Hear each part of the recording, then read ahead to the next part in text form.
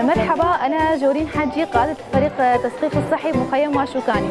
حابة نحكي عن كيفية تتبع حالات المخالطين لحالات الكورونا. كيفية تتبع هذه الحالات لها خطوات معينة. أول خطوة نحدد الحالات المؤكدة أو المحتملة. ثاني خطوة نحدد هالحالات المختلطة. طبعا إلى بندين هالخطوة.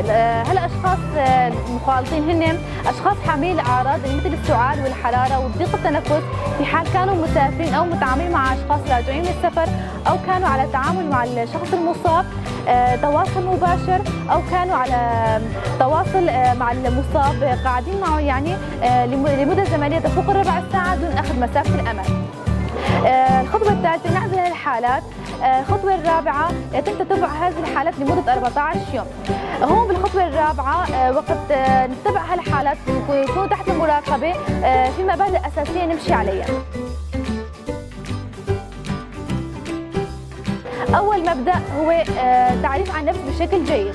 ثاني مبدأ نحترم خصوصية هذه المريض. ثالث مبدأ هو نشرح له سبب هذه الإحصائية بشكل جيد، يعني نحطه بالصورة.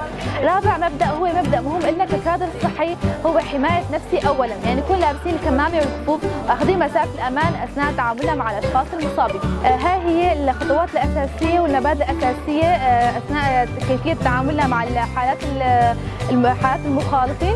بتمنى من كل الكوادر الصحية المعنية بهالأمر تتبع هالخطوات بشكل جيد، وشكرا لكم.